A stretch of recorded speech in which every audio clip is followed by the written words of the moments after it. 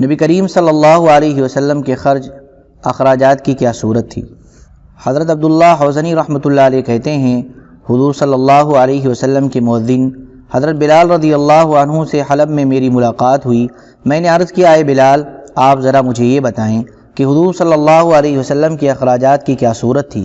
انہوں نے فرمایا، حضور صلی اللہ علیہ وسلم کے پاس کچھ ہوتا تو تھا نہیں۔ آپ کی بعثت کے وقت سے لے کر آپ کی وفات تک یہ خدمت میرے سپرد رہی، جس کی صورت یہ تھی کہ جب کوئی مسلمان آپ کے پاس آتا اور آپ اسے ضرورت مند سمجھتے تو آپ ارشاد فرما دیتے، میں جا کر کہیں سے قرض لے کر چادر اور کھانے کی کوئی چیز خرید کر لاتا اور چادر اسے پہنا دیتا اور کھانا کھلا دیتا۔ ایک مرتبہ ایک مشرک مجھے سامنے سے آتا ہوا ملا۔ اس نے کہا، اے بلال، مجھے خوب وسعت حاصل ہے، تم کسی سے قرض نہ لیا کرو، جب ضرورت ہو مجھ سے ہی لے لیا کرو۔ میں نے اسی سے قرض لینا شروع کر دیا۔ ایک دن میں وضو کر کے اذان دینے کے لیے کھڑا ہوا ہی تھا کہ وہ مشرک تاجروں کی ایک جماعت کے ساتھ آیا اور مجھے دیکھ کر کہنے لگا، او حبشی۔ میں نے کہا، میں حاضر ہوں، کیا کہتے ہو؟ وہ بڑی ترش روئی کے ساتھ پیش آیا اور بہت برا بھلا کہنے لگا، تمہیں معلوم ہے کہ مہینہ ختم ہونے میں کتنے دن باقی ہیں؟ میں نے کہا، ان قریب ختم ہونے والا ہے۔ اس نے کہا، 4 دن باقی ہیں۔ اگر تو نے اس مدت میں قرضہ ادا نہ کیا تو میں تجھے اس کے عوض غلام بنا لوں گا۔ میں نے تم کو یہ قرضہ جو دیا ہے وہ تمہاری یا تمہارے ساتھی کی بزرگی کی وجہ سے نہیں دیا، بلکہ اس لیے دیا ہے تاکہ تم میرے غلام بن جاؤ۔ پھر تم پہلے جس طرح بکریاں چرایا کرتے تھے اسی طرح تمہیں بکریاں چرانے میں لگا دوں گا۔ یہ کہہ کر وہ تو چلا گیا، اور ایسی باتیں سن کر لوگوں کے دلوں میں جو خیالات پیدا ہوتے ہیں وہ سب میرے دل میں بھی پیدا ہوئے۔ پھر میں نے جا کر اذان دی۔ جب میں عشاء کی نماز پڑھ چکا اور حضور صلی اللہ علیہ وسلم بھی اپنے گھر تشریف لے گئے تو میں نے اندر حاضر ہونے کی اجازت مانگی۔ آپ نے اجازت مرحمت فرما دی۔ میں نے اندر جا کر عرض کیا، یا رسول اللہ، میرے ماں باپ آپ پر قربان ہوں۔ جس مشرک کا میں نے آپ سے تذکرہ کیا تھا کہ میں اس سے قرضہ لیتا رہتا ہوں، آج اس نے آ کر مجھے بہت برا بھلا کہا ہے، اور اس وقت نہ آپ کے پاس اس کے قرضے کی ادائیگی کا فوری انتظام ہے اور نہ میرے پاس ہے، اور وہ مجھے ضرور رسوا کرے گا۔ اس لیے آپ مجھے اجازت دے دیں، میں ان مسلمان قبیلوں میں سے کسی قبیلے میں چلا جاتا ہوں۔ جب اللہ تبارک و تعالی اپنے رسول کو اتنا دے دیں گے جس سے میرا قرضہ ادا ہو سکے تو پھر میں واپس آ جاؤں گا۔ یہ عرض کر کے میں اپنے گھر آیا اور اپنی تلوار، تھیلا، نیزہ اور جوتی اپنے سرہانے رکھ کر مشرق کی طرف منہ کر کے صبح کے انتظار میں لیٹ گیا۔ تھوڑی دیر نیند آتی، پھر فکر کی وجہ سے میری آنکھ کھل جاتی، لیکن جب میں دیکھتا کہ ابھی رات باقی ہے تو میں دوبارہ سو جاتا۔ جب صبح قادم ہو گئی تو میں نے جانے کا ارادہ کیا ہی تھا کہ اتنے میں ایک صاحب نے آ کر آواز دی، اے بلال، حضور صلی اللہ علیہ وسلم کی خدمت میں جلدی چلو۔ میں فوراً چل پڑا۔ وہاں پہنچ کر دیکھا کہ 4 اونٹنیاں سامان سے لدی ہوئی بیٹھی ہیں۔ میں نے حضور صلی اللہ علیہ وسلم کی خدمت میں حاضری کی اجازت مانگی تو حضور صلی اللہ علیہ وسلم نے مجھ سے فرمایا، خوش ہو جاؤ، اللہ نے تمہارے قرضے کی ادائیگی کا انتظام کر دیا ہے۔ میں نے اللہ کا شکر ادا کیا۔ پھر آپ نے فرمایا، کیا تمہارا گزر بیٹھی ہوئی 4 اونٹنیوں پر نہیں ہوا ہے؟ میں نے کہا، جی ہوا ہے۔ آپ نے فرمایا، وہ سامان سمیت تمہارے حوالے ہیں، تم یہ لے لو اور اپنا قرضہ ادا کر لو۔ میں نے دیکھا تم پر کپڑے اور غلہ لدا ہوا تھا جو فدق کے رئیس نے حضور صلی اللہ علیہ وسلم کی خدمت میں ہدیے میں بھیجا تھا۔ چنانچہ میں نے وہ اونٹنیاں لی اور ان کا سارا سامان اتارا اور ان کے سامنے چارہ ڈالا۔ پھر میں نے فجر کی اذان دی۔ جب حضور صلی اللہ علیہ وسلم نماز سے فارغ ہوئے تو میں بقیع چلا گیا اور وہاں جا کر دونوں کانوں میں انگلیاں ڈال کر بلند آواز سے یہ اعلان کیا کہ جس کا بھی اللہ کے رسول صلی اللہ علیہ وسلم کے ذمے قرضہ ہے وہ آ جائے۔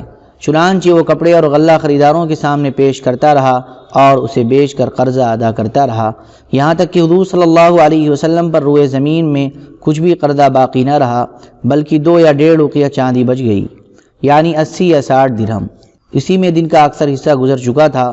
پھر میں مسجد گیا تو آپ وہاں اکیلے بیٹھے ہوئے تھے۔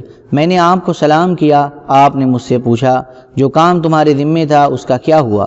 میں نے عرض کیا کہ اللہ کے رسول صلی اللہ علیہ وسلم کے ذمے جتنا قرضہ تھا وہ سب اللہ نے اتروا دیا، اب کچھ باقی نہیں رہا۔ آپ نے فرمایا، اس میں سے کچھ بچا ہے؟ میں نے کہا، جی ہاں، 2 دینار بچے ہیں۔ قرض ادا کرنے کے بعد 2 یا 1.5 اوقیہ چاندی بچی تھی، لیکن وہاں سے مسجد تک آتے آتے حضرت بلال رضی اللہ عنہ لوگوں کو دیتے چلے آئے ہوئے ہوں گے۔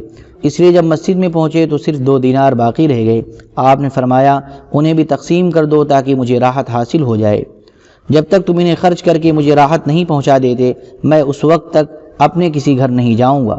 چنانچہ اس دن ہمارے پاس کوئی نہیں آیا اور وہ خرچ نہ ہو سکے تو حضور صلی اللہ علیہ وسلم نے وہ رات مسجد میں گزاری اور اگلا دن بھی سارا مسجد میں ہی گزارا۔ شام کو 2 سوار آئے، میں ان دونوں کو لے گیا اور ان دونوں کو کپڑے پہنائے اور غلہ بھی دیا۔ جب آپ صلی اللہ علیہ وسلم عشاء کی نماز سے فارغ ہوئے تو آپ نے مجھے بلایا اور فرمایا جو تمہارے پاس بچا تھا اس کا کیا بنا؟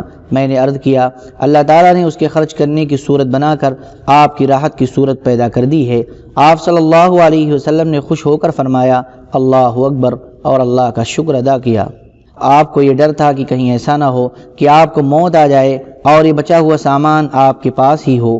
پھر وہاں سے آپ صلی اللہ علیہ وسلم چلے اور میں بھی آپ صلی اللہ علیہ وسلم کے پیچھے پیچھے چلا۔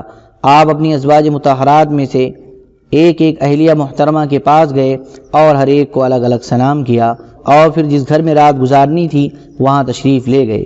یہ تھی حضور صلی اللہ علیہ وسلم کے خرچ اخراجات کی صورت جس کے بارے میں تم نے پوچھا تھا۔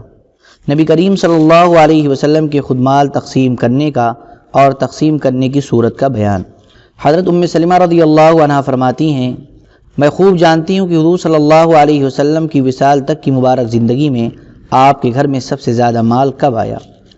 ایک مرتبہ رات کے پہلے حصے میں آپ صلی اللہ علیہ وسلم کے پاس ایک تھیلی آئی جس میں 800 درہم اور ایک پرچہ تھا۔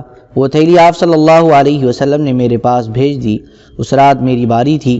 آپ عشاء کے بعد گھر واپس تشریف لائے اور حجرے شریف میں اپنی نماز کی جگہ میں نماز شروع کر دی۔ میں نے آپ کے لیے اور اپنے لیے بستر بچھایا ہوا تھا۔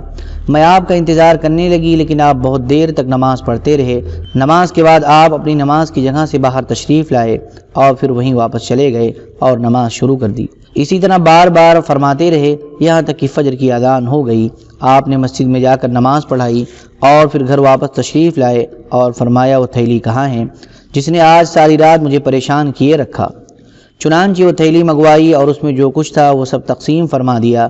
میں نے عرض کیا یا رسول اللہ آج رات آپ نے ایسا کام کیا جو آپ کبھی نہیں کیا کرتے تھے۔ آپ نے فرمایا میں نماز پڑھتا تھا تو پھر مجھے اس تھیلی کا خیال آ جاتا، میں جا کر اسے دیکھتا اور پھر واپس آ کر نماز شروع کر دیتا۔ ساری رات اس وجہ سے نہ سو سکا کہ اتنا زیادہ مال میرے پاس ہے تو میں کیسے سو جاؤں۔ جب مال تقسیم ہو گیا تب مجھے چین آیا۔ حضرت ابو موسیٰ اشعری رضی اللہ عنہ فرماتے ہیں حضرت اعلیٰ بن حضرمی رضی اللہ عنہ نے بحرین سے حضور صلی اللہ علیہ وسلم کی خدمت میں 80,000 بھیجے۔ آپ کے پاس اس سے زیادہ مال نہ اس سے پہلے کبھی آیا اور نہ کبھی اس کے بعد۔ آپ صلی اللہ علیہ وسلم نے ارشاد فرمایا تو وہ 80,000 چٹائی پر پھیلا دیے گئے۔ اس کے بعد نماز کے لیے اذان ہو گئی۔ نماز سے فارغ ہو کر آپ اس مال کے پاس جھک کر کھڑے ہو گئے۔ لوگ آنے لگے اور حضور صلی اللہ علیہ وسلم ان کو دینے لگے۔ اس دن نہ آپ گن کر دے رہے تھے اور نہ تول کر بلکہ مٹھیاں بھر کر دے رہے تھے۔ اتنے میں حضرت عباس رضی اللہ عنہ آئے اور انہوں نے عرض کیا یا رسول اللہ میں نے جنگ بدر کے دن اپنا فدیہ بھی دیا تھا اور عقیل کا بھی دیا تھا، کیونکہ اس دن عقیل کے پاس کچھ مال نہیں تھا، اس لیے آپ مجھے اس مال میں سے کچھ عنایت فرمائیں۔ حضور صلی اللہ علیہ وسلم نے فرمایا لے لو۔ چنانچہ حضرت عباس رضی اللہ عنہ پر کالے رنگ کی منقش چادر تھی، انہوں نے اسے بچھا دیا اور خوب لب بھر کر اس میں مال ڈالا، پھر اٹھا کر لے جانے لگے تو اٹھا نہ سکے، تو انہوں نے سر اٹھا کر عرض کیا یا رسول اللہ یہ اٹھا کر مجھ پر رکھ دیں۔ اس پر حضور صلی اللہ علیہ وسلم مسکرائے یہاں تک کہ آپ کے دندان مبارک نظر آنے لگے۔ آپ نے فرمایا تم نے جتنا مال لیا ہے اس میں سے کچھ واپس کر دو اور جتنا اٹھا سکتے ہو اتنا لے لو۔ چنانچہ انہوں نے ایسا ہی کیا اور جتنا مال اٹھا سکتے تھے اتنا لے گئے اور جاتے ہوئے فرما رہے تھے اللہ تبارک و تعالیٰ نے 2 وعدے فرمائے تھے، ان میں سے ایک تو اللہ نے پورا فرما دیا اور دوسرے وعدے کا مجھے پتہ نہیں کہ کیا ہوگا۔